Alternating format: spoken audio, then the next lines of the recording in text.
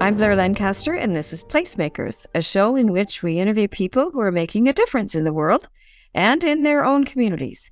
Today, my guest is Andrea Florian of Florian Realty Team. So welcome, Andrea. We're really pleased to have you today. And full disclosure, I've known you probably for about 8 years, and all that time, you've constantly been doing wonderful things for our community. So I thank you for that. But my first question before we ask you about some of those projects is why? Why are you doing what you do? Why do you think it's so important to support our community? Well, I think in the grand scheme of things, you can go out and have big goals to make money and buy houses and, have a retirement plan and everything. But if you have no sense of purpose, then none of it means anything. And I think I realized that pretty early on in my life, that none of it was real. You can't take any of it with you. And the stuff that helps you actually sleep at night is not knowing how big your bank account is, but knowing that you feel good about yourself and what you've contributed and that you've done your best. Wow, that's awesome. I mean, if everyone could learn that, we have a much better world for sure. I think so. It's so important. So tell me about some of the projects that you have underway and some of the things you do. I know you have some of them that you're doing on a weekly basis. Right. So the main thing that we do as a real estate group is we do our Friday food drives. And that originally started out as once a year, big food drive around the fall season and then sometimes around Easter.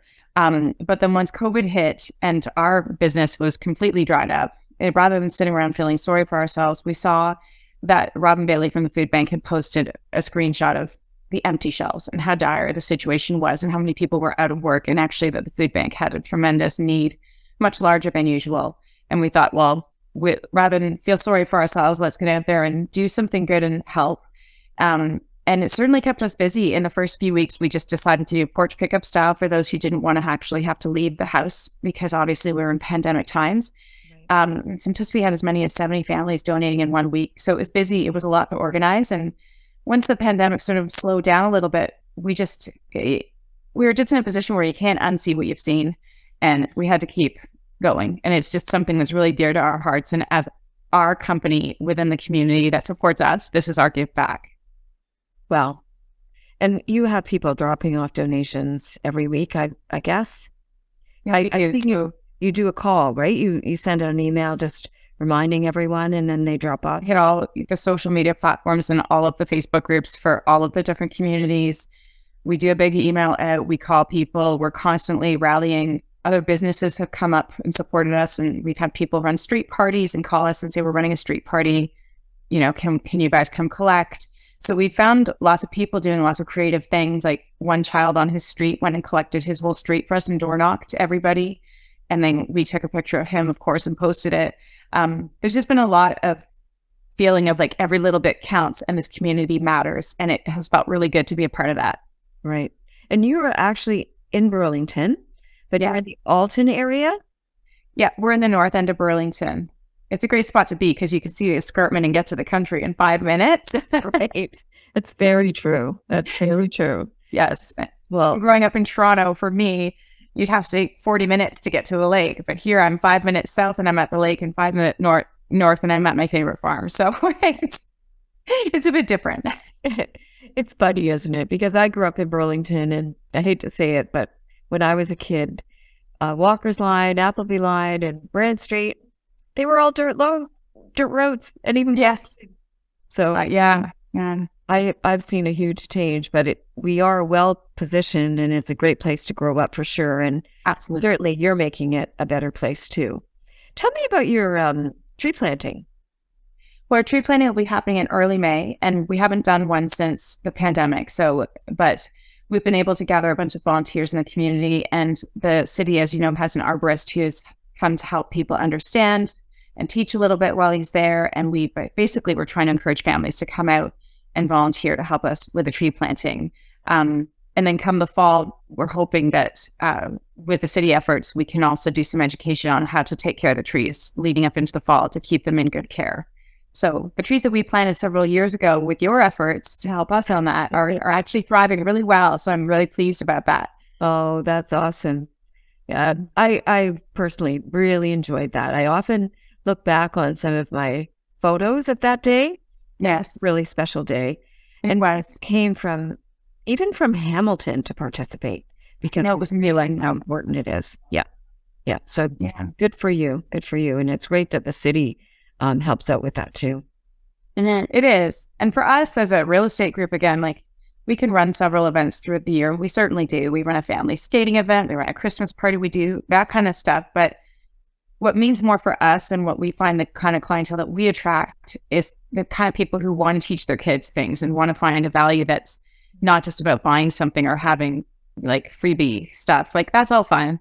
But I think those pieces are really important and the community appreciates it because it's hard to find them sometimes. No, very, very true. And if we could have learning in everything that we do, again, it would be a much better world. So that's lifelong learning is so important, and having fun while you're doing it is wonderful. It's a real bonus. My husband and I have a saying, if you're not having fun, then don't bother, really, because we just said that this morning. Without a sense of humor, none of this means anything. They have to be able to roll with it, right? Yeah. Are there any other activities that you're doing? Besides the tree planting and the food bank right now, that's our major thing on tap. But as a real estate group, we're running some online webinars and seminars just because obviously the real estate market is changing once again. So we're just trying to offer education to people as much as we can. Yeah. That's great. Personally, I'm doing also some music on the side too. Yes. Because that is my first love. And I know you and I were talking about that earlier today. So that's been exciting. That was one thing that COVID gave me back as a gift is I was a full-time musician back in the day. And so I have several CDs and I've toured and traveled. But during COVID, I actually found the time to carve out to record a song again. And so I've sort of made a commitment to myself to keep that piece of me going as well and to show the kids, right? Yeah. So, and you have working on something right now that's going to be coming out soon again. Great. And you have a beautiful voice. Beautiful voice. You. So it's well, and they can find you just by typing in your name, Andrea Florian. Yeah, and on Spotify, I'm and iTunes, and all. I'm on all of those venues as well. Okay, great. Yeah. So my next question is: I'm sure our discussion today is inspiring people to want to help. So, how can they help you? Well, the Friday food drives, basically, we pick up every Friday starting at 10 a.m.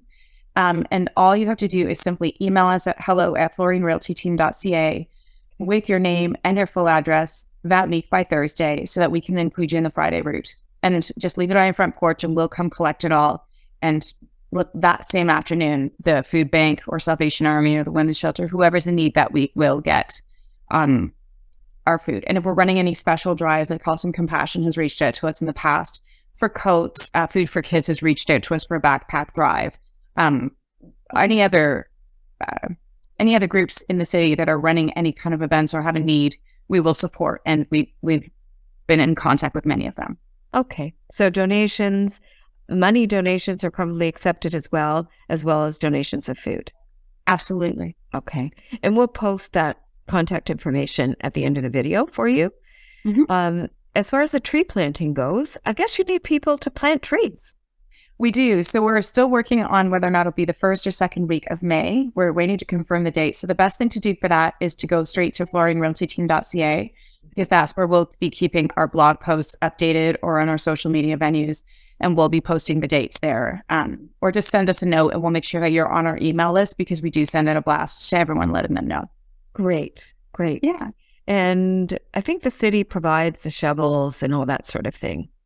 I think the city will provide some. I had to provide some last time to help. And we did get a landscaping group involved with us last time as well to help support that. Right. So through the people who are volunteering will not have to provide a shovel, although they can bring their own if they so desire. But there should be plenty of shovels there for everyone. Okay, that's awesome. As an inspiration to our community, and I know there's lots of people out there that would like to contribute in the way that you are, what advice would you have to give them? I would say don't be deterred by the smallest of ideas. This idea of doing a porch pickup drive on Fridays was something that started off like just as a little buzz in my head and started off really small. And we had 2 people the first week, and some weeks we have 0 people. but you just keep going and you just keep planting the seeds. And as you plant the seeds, and just be patient, as it is with business, as it was with anything you do, wherever you plant the seeds is where it's going to grow. And as I mentioned earlier on, I mean, we went from 2 and 3 people donating to 70 people donating a week. And we've had families donate that we've had to bring separate vehicles to them because they bring so much food that we're full up. But it started from nothing. And we still get some weeks where there's 0 people donating. And then all of a sudden we'll get 3 weeks of craziness. So I think just be consistent, as we are supposed to be with ourselves, and be gentle, and know that every little bit matters.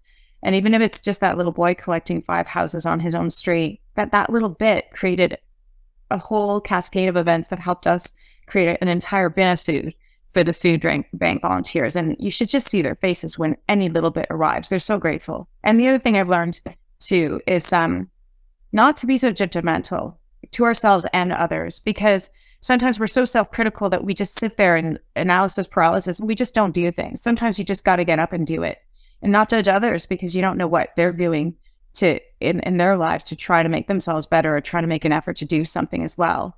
And it's so easy to get caught up in judgment of ourselves or others and just not actually go out there and do things. And I think when you're doing things, you don't have time for judgment, and you just let that all go, and you just make some good stuff happen. Good advice.